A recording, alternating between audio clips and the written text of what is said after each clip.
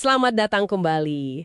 Seringkali kita mikir ya, kalau data makin banyak, wah keputusannya pasti makin bagus gitu kan? Mm-mm. Rasanya lebih aman gitu. Tapi gimana kalau kebanyakan informasi malah bikin kita bingung, malah nggak bisa gerak? Persis. Hari ini kita mau coba kupas nih, gimana caranya bikin keputusan yang lebih cerdas, tapi justru dengan data yang lebih sedikit. Fokusnya ke informasi apa sih yang sebenarnya Anda butuh buat mecahin masalah? Kita gali dari beberapa panduan HBR ya. Ini menarik sekali sih. Refleks buat kumpulin data lagi dan lagi itu wajar banget kalau kita lagi nggak pasti. Iya, manusiawi ya. Banget. Cuma ya itu seringnya malah kejebak di analisis yang nggak ada habisnya. Atau fokus ke data yang salah. Kuncinya itu geser dari sekedar jumlah data ke kualitasnya, relevansinya.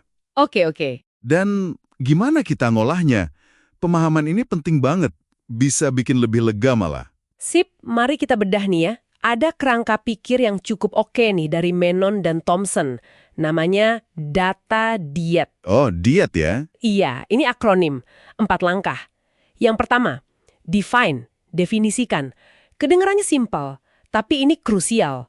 Definisikan masalah intinya dulu, dengan jelas banget, sebelum mikirin solusi. Kenapa ini penting banget sih? Karena, gini, kalau definisi masalahnya aja nggak pas, ya kita bisa buang-buang waktu, buang sumber daya, buat solusi yang, ya, nggak nyambung. Nggak kena sasaran ya? Betul. Atau cuma ngobatin gejalanya aja, bukan akarnya. Tantangannya di sini tuh gimana kita yakin udah nemu masalah yang benar, bukan cuma masalah yang kelihatan gampang atau gampang diukur. Ini fondasinya nih, biar data yang dicari nanti benar-benar guna. Masuk akal banget. Oke, langkah kedua, infer, simpulkan. Nah, setelah masalahnya jelas, kita gali asumsi-asumsi yang mungkin tersembunyi di baliknya. Kita perlu tantang tuh cara pikir lama status quo.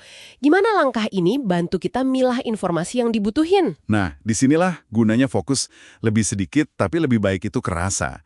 Dengan kita nantang asumsi dasar, kita jadi tahu informasi apa sih yang penting banget buat ngetes asumsi itu. Oh, jadi lebih terarah ya? Iya, ini bantu kita ngelawan yang namanya bias kognitif. Tahu kan?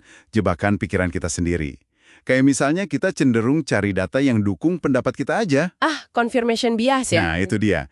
Dengan sengaja kita batasi fokusnya buat ngetes asumsi inti aja, keputusannya bisa jadi lebih objektif. Menarik ya, justru membatasi malah bikin lebih objektif. Oke, langkah ketiga, evaluate, evaluasi.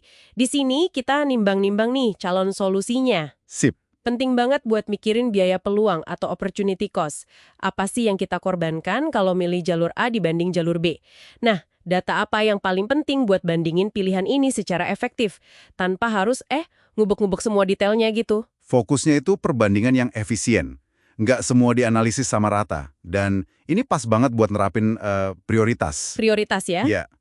Pakai alat bantu kayak matriks prioritas gitu misalnya. Cara simpel buat misahin mana target atau solusi yang kritis, penting, sama mana yang, ya bagus sih kalau ada atau bisa nanti aja. Oke, jadi kita fokus evaluasinya ke opsi yang paling potensial ya? Betul.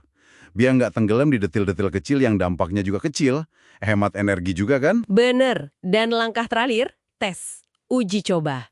Daripada analisis melulu nggak kelar-kelar, mendingan lakukan eksperimen kecil aja. Atau proyek percontohan. Ini mirip model bertindak belajar membangun gitu ya? Betul sekali. Jadi kita dapat umpan balik langsung dari aksi nyata, bukan cuma data abstrak di atas kertas. Belajar sambil jalan lah istilahnya. Pendekatan diet ini kuat banget karena dia sejalan sama prinsip belajar terus-menerus. Keputusan atau strategi itu kita lihat kayak hipotesis aja. Oke, di sains ya. Mirip lah. Kita uji, terus kita perbaiki.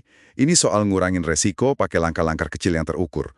Bukan ngilangin semua ketidakpastian di awal pakai data segunung. Itu ilusi sih. Haha, iya juga ya. Nah, kerangka terstruktur kayak diet, ini bantu juga meminimalkan bias. Biarpun datanya kelihatan meyakinkan di awal. Jadi ini nyambung banget ya antara fokus ke masalah yang benar, prioritas yang jelas, sama kebutuhan data yang jadi lebih sedikit. Erat banget hubungannya. Terus gimana caranya biar kita nggak kejebak ngumpulin data yang sia-sia, kayak cuma buat laporan aja gitu? Itu pertanyaan bagus. Ada bahaya yang namanya obsesi metrik. Jadi ngumpulin data cuma jadi ritual aja. Formalitas ya? Atau teater kinerja gitu. Bukan buat dapat insight beneran. Kuncinya ya balik lagi ke awal tadi. data ini beneran bantu jawab pertanyaan penting nggak? Pertanyaan terkait masalah yang udah kita definisikan dan prioritaskan tadi. Kalau enggak ya mungkin itu cuma noise aja, gangguan. Fokusnya harus ke kualitas insight-nya. Apa yang bisa kita lakukan dari informasi relevan itu? Oke, jadi kesimpulannya nih buat Anda yang dengerin. Intinya, keputusan yang lebih oke itu nggak selalu butuh data lebih banyak. Tapi butuh pendekatan yang lebih cerdas, lebih fokus. Sip. Kerangka data DEIT, tadi define, infer, evaluate, test, itu bisa jadi alat bantu yang oke banget.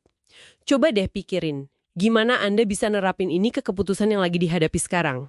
Mulai geser fokusnya dari ngejar kuantitas data, ke mastiin kualitas sama relevansinya. Nah, sebagai penutup nih ya, coba deh ambil satu aja keputusan yang lagi Anda pikirin banget. Oke. Sebelum buru-buru cari data tambahan, coba luangkan waktu buat langkah pertama di EIT. Definisikan ulang.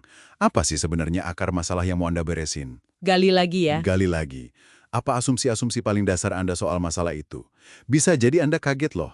Ternyata pergeseran fokus di awal ini malah nunjukin Anda butuh data yang jauh lebih dikit. Atau jenis datanya beda ya? Atau jenisnya beda sama sekali dari yang Anda bayangin. Semoga ini bisa jadi pemicu pemikiran baru buat Anda.